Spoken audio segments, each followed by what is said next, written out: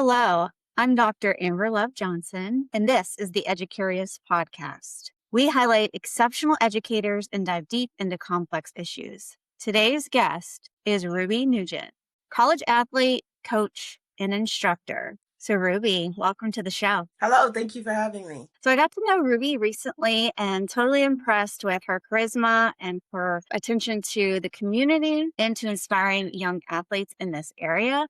But Ruby, I want to know a little bit about you. So just give us a synopsis of growing up, your life, and where you are today. Okay, well, I am a Lake Wales native. Grew up here in Lake Wales, very small town.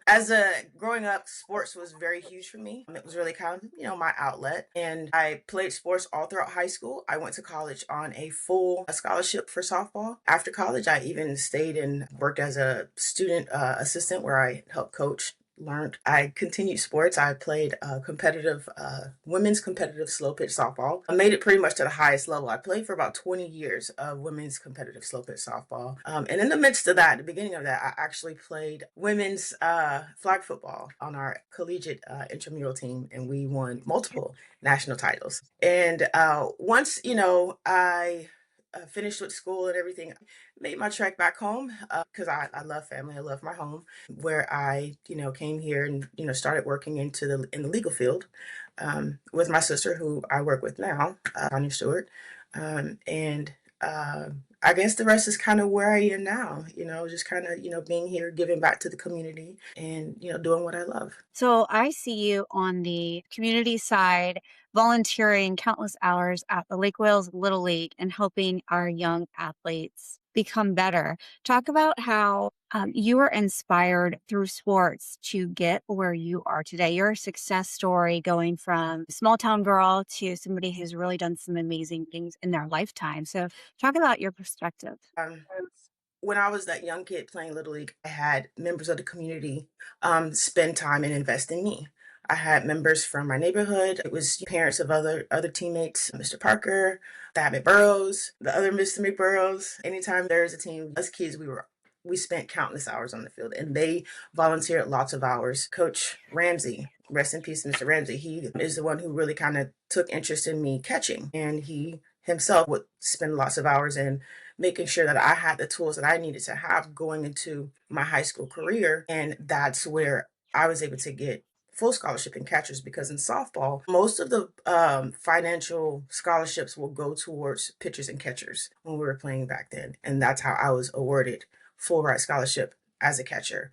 100%, that is what carried me. My grandmother had a lot of us in the house, and we all played sports, and she was running this way, that way, and the other. And it was really the community who helped make sure that myself, my siblings, and quite a lot of us in the community as well kind of succeed in athletics. And of course, that is what led us to us in our professional careers, because we had that start. And so now when I see a young athlete, I would like to help them kind of find out where they want to go, if they want to go further in athletics, or if it's something they just want to have fun and want to have the best experience, kind of try to offer them some guidance and kind of help make playing that sport or playing softball so much more fun for them. So you used a term earlier when we were talking that was like future pace setting. You don't just help them become a better athlete. You're looking at that future of how they can take their skill and their talent and do something within higher education and make it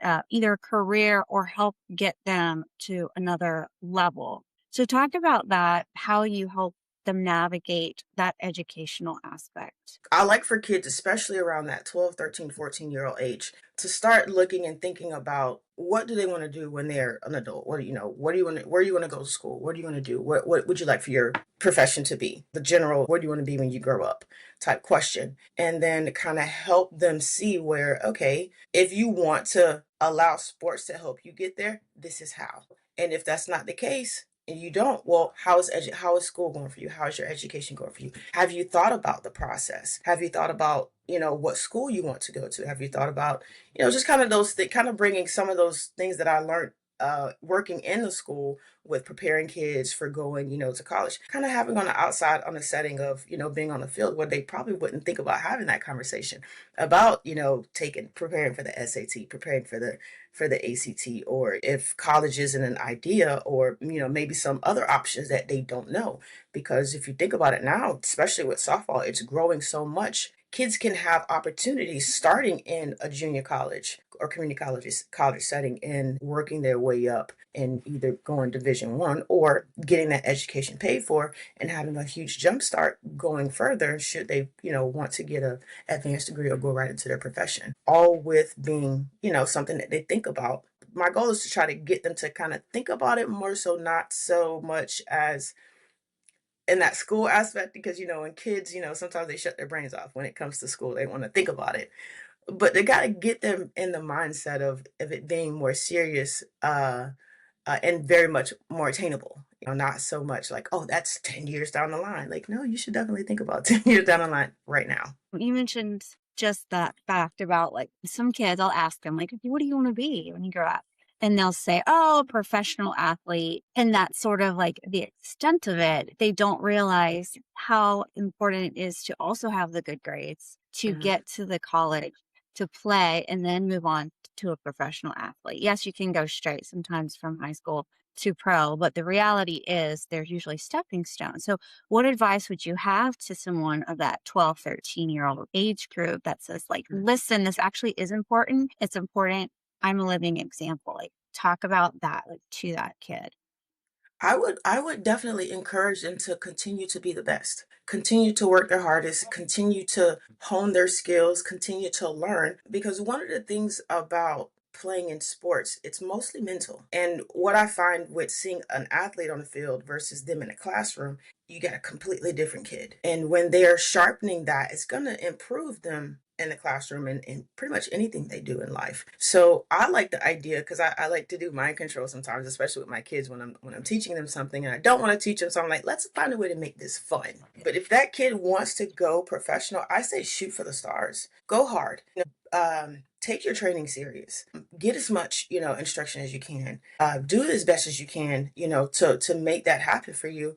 And should you get to a place to where, it's not showing up for you, you have so much that you've invested in yourself physically and mentally, because it's definitely a lot you can take into life, the mental challenges of being in the sports arena that prepares you in so many aspects of life that you'll be ahead of anyone who doesn't go the route of thinking being a professional, because it's not the mindset of being a jock, for lack of better words, because there's so much that's honed in that person who locks into all the intricacies of learning a sport and developing their body, developing their skills. Dive in a little deeper to some of those lessons that you can really only learn on the field or pitch or whatever sport you're in that you might not be able to learn in a standard classroom. So, being in a competitive field in a sport where, especially nowadays, kids are starting younger, right? So, you say, for example, you have a young 10-year-old girl and she's been pitching for less than a year, but she's going to be put in a position where she will have to command a game. She's going to be in control. She's learning this at 19 years old, commanding pitches, locating pitches, knowing what to do in a split second,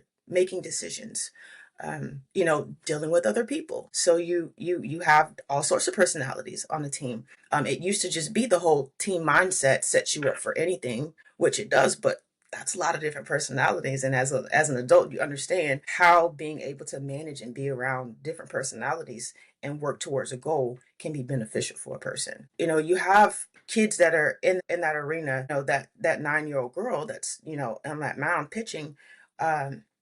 Sometimes, especially now, these kids are playing in a competitive area. They're going to nationals. They're playing against teams from other states, from other countries.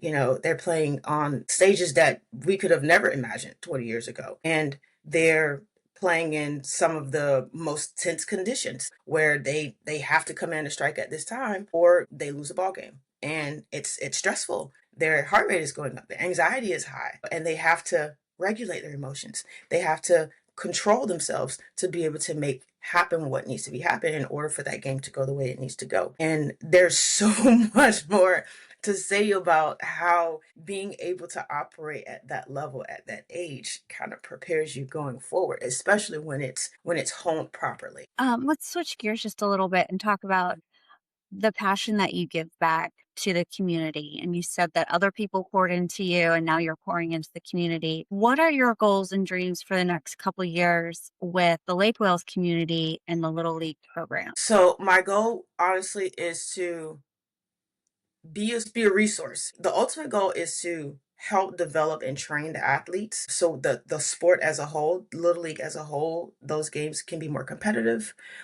where kids can come there and have somewhere to come and sharpen their skills and move forward. Basically preparing for high school and for post high school should they want to go after high school. And for the kids who don't want to go past high school, somewhere where it's going to be fun, it's going to challenge them, and they can learn and they can take those skills and move forward in life. So I train, I do private sessions, and I have a softball Saturday where I invite kids and coaches to come out and help with. For right now, focusing on fundamentals, trying to get as many coaches out who are willing to come out and volunteer to help me and kind of help me help them better provide for those kids the best teaching and fundamentals to help them prepare for the season. So my goal is to kind of get that little league back to bustling how it was when we grew up, because we have so many athletes, and not just baseball, softball athletes, but so many athletes who got their start, who played in that little league arena and was able to use what the competitiveness that they were able to foster there or play against there and play in other sports or move on to other different aspects of their life that benefited from the little league.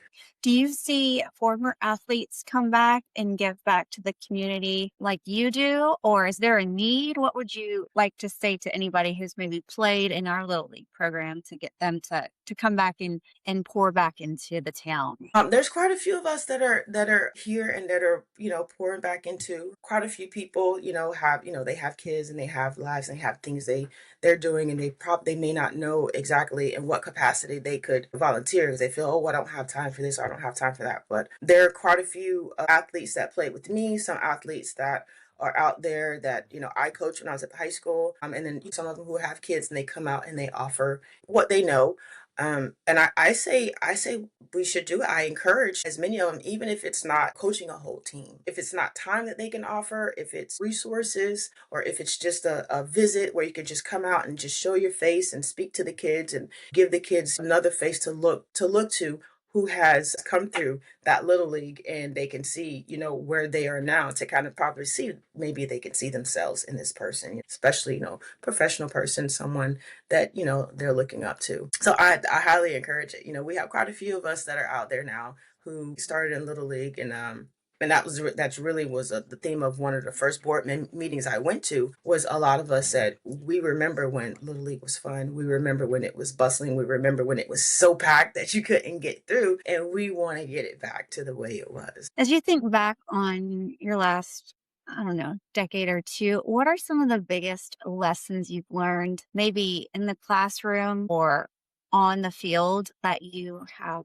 really carried with you in your part of life now? How to pivot. Learn how to pivot. Learn how to pivot.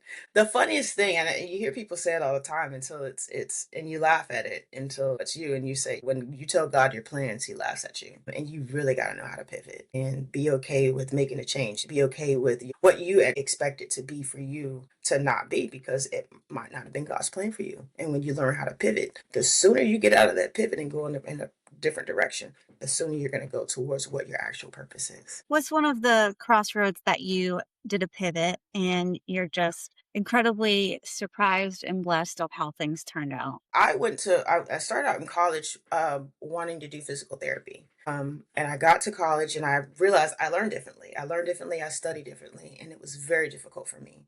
And it took a while, and I changed my major to education. And it's funny because once I started learning about learning and teaching, I learned how I learned, so much more about myself, and it made more sense. So moving forward, going into my professional career, I was able to take different approaches and be more successful than what I was doing before, which was, just kind of trying to say, for example, studying, just kind of trying to pound things in my head versus the more thorough way of understanding. So, how do you learn? Is it something you have to do with movement, repetition, visual, kinesthetic? Like, what's your learning style? I can't sit for long periods of time. And it's going to take me multiple times to write something, to read something, to write something, to read something. And it used to be frustrating because it took so long, but that's normal.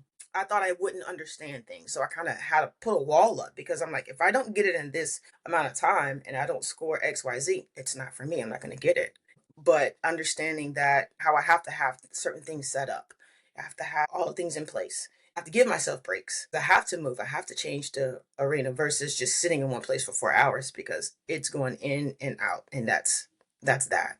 And so when you get in education, you learn different, of course, modes of studying and ways of thinking, and then you get into the psychology of things and understand how you might be wired. It's like, oh, okay, okay, fair. I got this. Do you have any advice that you go back and tell your younger Ruby while she was in school doing this struggle of like, I've got a crayon, it's not sticking. Like, do you have anything that you wish that you could say to her? Yeah, I would tell her, keep going. You're doing a great job and start sooner. Don't wait to the last minute, start sooner. Is you just touched on some things that I've discovered about myself, learning about pedagogy and how we do develop and learn, because I feel like there might be some educators out there that would benefit from hearing about the different learning styles, and the kid that can't sit still and is causing a disruption in the classroom might be that superstar that's out on the pitcher's mound actually like winning that ball game. So it's like, do you have any advice too for educators who are dealing with a lot of these like high strung, full energy students? Connect with them outside of what you have for them just in the classroom. If they have a hobby, if they're doing a sport, if they have something that's their favorite thing, you will learn about them just by opening that door to get them to talk about something that they love, or to connect to see that you care about something that they care about. Now they're going to be more receptive, and you're going to, of course, understand more about them and how they operate, because what you might see as being just, I don't want to use the word petulant, but like not listening, or, impulsive, or not being able to control certain things, you might not just have their attention. You can get their attention by learning more about them and learning a little bit about what they enjoy. For example, the kids now love Roblox. You mention the word Roblox, they're going to tell you all the things there is to know about it. And just being able to connect with them on that level will help get a better connection with them to understand more about how they learn, because you can learn a lot about how a person learns and what they understand by what they teach you of what they know and understand. And that's one thing I like to do on the field is say, for example, I'm trying to teach a kid a skill. I ask that kid to teach me so I know how much they know about it and how it's resonating to them, what I'm trying to translate to them. That is so insightful. I love that. So, thinking back into your education in like Wales, elementary, middle, high, or college, do you have some teachers that stood out to you? And who are they and what did they teach you? I guess I'll go backwards. Coach Sebring, Miss Sebring, she was my pre-calculus teacher, and that was the one class that made me cry. And she pushed me and she challenged me, to the point to where, I'll be honest, I did not like her. I did not like her. But being able to overcome some of the most difficult, math that I've ever, encountered. It felt good. It was kind of empowering. And she did it in a way that wasn't like hand holding, or she was like, you either get it done or you're going to get an F. And that was, I didn't realize it then, but you need that. You need that tough love. And the way she taught things, I can remember some of the assignment. I still remember to this day some of the assignments that we did, to how we learned certain things, learning art by using this gigantic apparatus that she built and having to pull the, catapult down at a certain angle to get a certain arc. And, we were excited about it. It was fun. And it was, so I definitely remember her in that regard. Of course, countless teachers, because I love school. I love school. There was no It was no question when I decided education was, the way to go. Coach Galarski, he was a baseball coach, and he taught biology. And, our class was always fun because the athletes wanted to be in his class, and so it was a fun, easy way, to get a good grade because, we did learn stuff. It wasn't the class where you talk about baseball and then, you don't have to do anything. No, Coach Galarski kept us on point. So we had, a lot of fun in his class. And Coach Johnson, Coach Belante. And it's funny because like most of my teachers were coaches. Most of the teachers that I love were coaches. Coach Sebring she was a golf coach, and she's like, "You should play golf." I was like, "I don't know anything about golf," but she was a coach, she was an athlete, and by turn was able to resonate with us as athletes. Do you have anything that you want to talk about as far as like the connection between educators, community, and sports, like that trifecta, or anything that you think would be beneficial for others to know, teachers or students watching this? Well, I guess I would say you don't have a mentor as a kid, get a mentor. And if you don't have a mentee as an adult working in education, or you get a kid and talk to them and understand them, what they have going on, and kind of start that little push or little, shove into that direction of getting them online to be whatever it is they want to be professional, because the ultimate goal, of course, is for us to develop good citizens, and it starts when they're young. And education and community is huge, especially for where we are in our area. And you have so many success stories of us here because you have so many amazing athletes who came from here. And if you look, one of the biggest things that I want to do now is, have a place for kids to train facility, because it's not as prevalent here as it is in other places. When I was in Houston, we had training facilities everywhere, every corner you turned on, where there was specialized training in whatever sport it was. It was nutrition, it was this, it was that. And here it's you either get it online or you drive to Orlando. And, we as a community, we provide that in a different arena, by being supportive and by, doing our best to kind of be there for the kids and have, provide for them what they may need. Because I think that's, the best start for us to kind of moving along and growing in this area. So then if money was not an option and you could just like have exactly what you wanted, what is your dream to bring to Lake Wales? You sort of described a little bit of a training facility, but what would be ideal for you? Indoor training facility with turf that also has a strength and conditioning component, and as well as educational place. So like kids come right out of school, go to the study hall, do your homework, get your homework out of the way. Now you can come and do your sessions. And then the little bar, we will have some nutrition. We can make sure that they're getting the protein or whatever macronutrients they're going to need before and after their sessions. So we're fueling the athletes properly. And that's, all encompassed in one place with other trainers, so other athletes or other educators who want to come and, train, because I think it's so fulfilling for me. So that would be, you know something that would be provided for others who want to come and train as well. So not just me being the one that's doing the trainer. I would like to host like a team of, different trainers, and that could possibly train multiple sports. What would it take to make that come to fruition? A team of people, a community of people coming together with this goal in mind, and of course cohesion, some investors to make sure that we're having what we need, because I feel like it will be worth its weight in gold for our kids, our community, to have somewhere to be able to do all those things regardless of the weather, regardless of the season, and be on par with how things are going in other parts of the country, because right now our kids are kind of operating off natural athleticism. I met with a young lady, she actually coached me in high school, and I saw her at the Little League field. She was just down there, kind of, nostalgia. Lisa Ramsey. She got her start at Lake Wales Little League, and she and I talked for hours. And the one thing that she said, because she's in boxing now, and she has a training facility in boxing. But she said she was able to start at Little League, play in high school. She played in college. She played women's professional softball. She is now a world champion boxer. She was a power lifter. She was actually training of Mr. James Hollywood Henderson, a power lifter. She trained him all without a formal training or coaching. because she was a natural athlete. 100%. She was a natural athlete. She says when she would go and play in, like when she played on the professional softball team, all the coaches, all the other players would say, "Hey, what camp did you go to? Where did you go and train at?" And she was like, I didn't do any training. I didn't do any of that. And she's like, just imagine had I had some training. Imagine where I would be had I. You can't, because you think about what she was able to do with just her natural ability.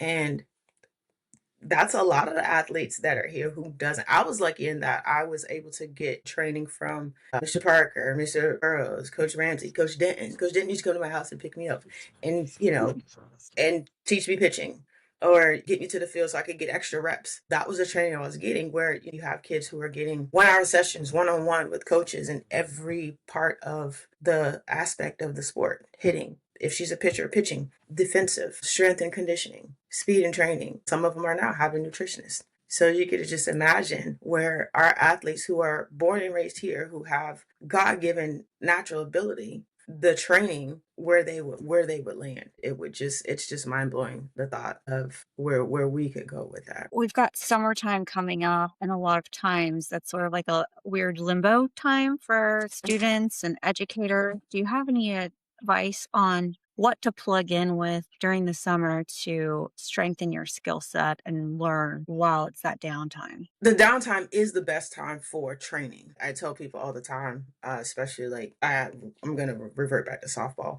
During the season isn't the time to learn or train. It's the off season is when you spend that time. So in the summer is a time where you get that schedule of, because you have the most time as well, getting on a schedule of training weekly with your coach or training weekly with yourself, because there's so much online now where you can get outside and do some things to hone in your skills, and there's no pressure of the actual athletic events. You can just continue to train. Of course, with a break, depending on if you're already in the sport, take a break, make sure you're getting some rest. But the time to train is in the off season. In the off season, that's when you get faster. That's when you get stronger. That's when you rebuild what you've already broken down in that season. Because in the season, you can't really train. You don't have time to build strength. You can maintain, but you can't get stronger or faster in the season. Off season is time to do it. What are some activities around Lake Wales that you encourage kids to get involved in over the summer? Get outside, play against kids, push each other around, play two square, play dodgeball, get outside and play basketball. Those are some natural things that kids can do where it's absolutely free. I had a kid, we were doing a session and we were going to a more complicated, drill, and I needed her to skip. And when I asked her to skip, she was like, what is, and I was like, oh my Jesus, baby, please tell me that you know how to skip. And her parents were like, I am so sorry. I was like, you have frolicked. I know you have frolicked. You have been excited about something, and your body naturally skips. It's a frolic. It's a joy. It's joy. Joy just naturally makes you skip. And she's a sweet girl. She's super smiley, super bubbly, and the thought process of it was too much. I put her on the spot, but she couldn't skip on the spot. And her parents came back the next time and was like, she skipped for you today. She learned to skip. But I'm saying, get outside and learn these things. Get outside and run and stop and go. Play tag, chase each other. All those things. Of course, it depends on the age of the kid. But all of those things are necessary because, we have kids who aren't, going outside and spending that time outside. So they're missing that foundational level of, I guess, we call it locomotor skills in physical education. That level, so that as you get into athletics, a lot of things will come easier to you. So yes, get outside. Get outside. Go outside and play. If you don't have siblings, go throw a ball against the wall. Something. Well, Ruby, it's been great to have you on EduCurious. Thanks so much for spending some time with us today. You're welcome. Thanks for having me. So whether you're a teacher, a parent, or just EduCurious, join the community as we explore various educational topics and learn from each other. We will see you next time.